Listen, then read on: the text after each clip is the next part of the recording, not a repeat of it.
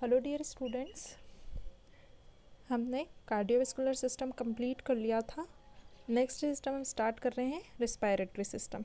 ठीक है, जिसके मैंने आपको नोट्स प्रोवाइड कर दिए हैं। ठीक है, मैं आपको सेंड कर रही हूँ नोट्स।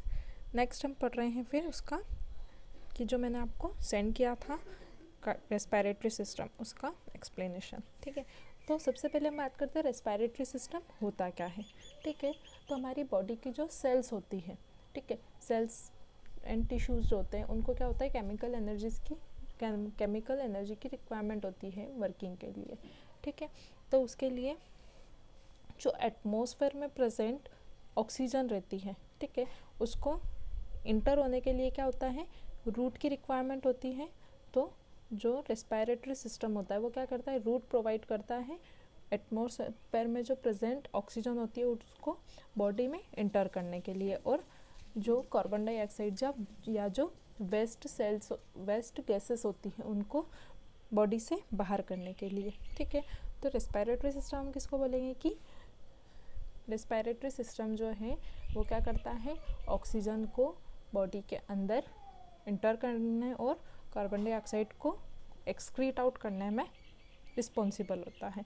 ठीक है, अब जो रेस्पिरेटरी सिस्टम होता है वो क्या करता है, जो बॉडी फ्लूइड्स होते हैं जैसे ब्लड, लिम्फेटिक फ्लूइड एंड बाकी अदर बॉडी फ्लूइड जो रहते हैं, ठीक है, उसको क्या करता है, उसका जो पीएच रहता है उसको मेंटेन करने का काम कौन करता है, रेस्पिरेटरी सिस्टम। ठीक है, रेस्पिरेटरी सिस्टम में एक प्रोसेस होती है, रेस्पिरेटरी सिस्टम में मेन एक प्रोसेस होती है रेस्पिरेशन। ठीक है, जो क्या होती है, एक प्रोसेस होती है जिसमें क्या होता है कि process of supply the body with O2 and removing oxygen is known as respiration. ठीक है, रेस्पिरेशन का एक प्रोसेस है जिसमें क्या होता है, बॉडी को ऑक्सीजन सप्लाई कर रही है और बॉडी से क्या करती है, जो CO2 होती है या जो वेस्ट गैसेस होती है उनको रिमूव करने का काम करती है।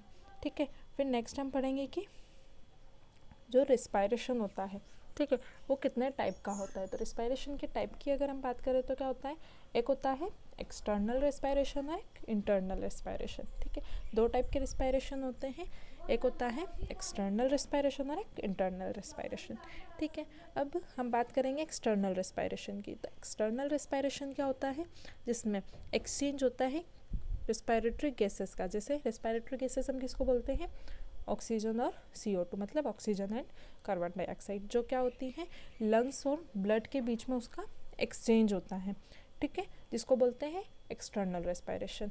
फिर हम बात करेंगे कि इंटरनल रेस्पिरेशन क्या होता है, तो exchange of gases between blood and tissue. ठीक है, ब्लड में क्या होता है, एक्सटर्नल रेस्पिरेशन मतलब जो लंग्स और ब्लड के बीच में क्या होता है, गैसेस का एक्सचेंज हो रहा है, उसको बोल रहे हैं हम एक्सटर्नल रेस्पिरेशन। और जो टिश्यूज़ और ब्लड के बीच में जैसे सेल्स से जो ऑक्सीजन बाहर निकल CO2 बाहर निकल रही है और जो ब्लड के थ्रू सेल्स तक ऑक्सीजन जा रही है, उसको बोलेंगे हम इंटरनल रेस्पिरेशन। ठीक है, फिर बात करेंगे हम कि फेजेस कितनी होती है। तो फेजेस होते हैं रेस्पिरेशन के, दो फेज में काम करता है ये भी, इंस्पायरेशन एंड एक्सपायरेशन।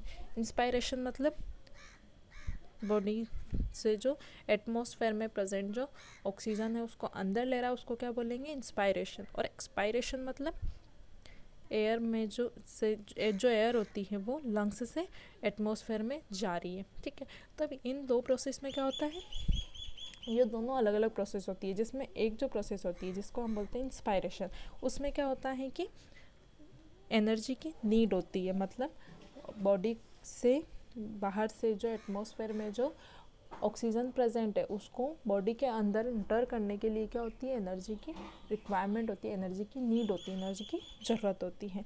लेकिन जो एक्सपायरेशन प्रोसेस होती है, एक्सपायरेशन जो फेज़ होता है उसमें क्या होता है कि एनर्जी की नीड नहीं होती है। ठीक है, अब हम बात करेंगे कि पार्ट्स क्या क्या होते हैं, रेस्पिरेटरी सिस्टम के पार्ट्स क्या क्या होते हैं। ठीक है, तो पार्ट्स की हम बात करेंगे तो पार्ट्स दो टाइप के होते हैं, upper respiratory system and lower respiratory system. जो रेस्पिरेटरी सिस्टम होता है उसके दो पार्ट होते हैं। ठीक है, अपर मतलब ऊपर वाला पार्ट और लोअर मतलब नीचे वाला पार्ट। ठीक है, नाम से ही समझ आ रहा है।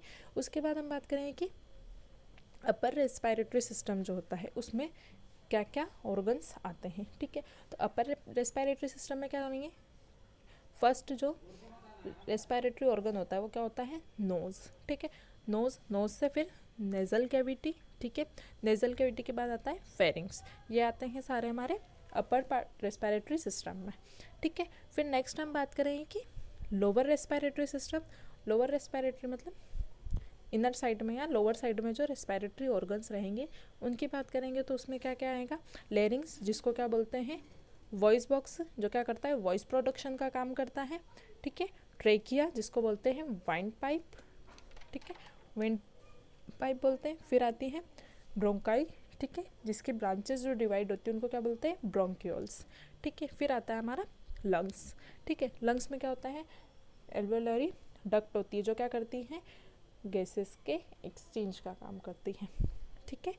यहाँ हमारे कंप्लीट होते हैं इंट्रोडक्शन, बेसिक इंट्रोडक्शन हमने पढ़ा है, ठीक है, रेस्पिरेटरी सिस्टम का। नेक्स्ट हम इसके आगे के जो ऑर्गन्स आते हैं, एक एक ऑर्गन के बारे में हम पर्टिकुलर डिस्क्रिप्शन में पढ़ेंगे, ठीक है। तब तक आप इसको रिवाइज करें, कंप्लीट समझने की कोशिश करें, ठीक है।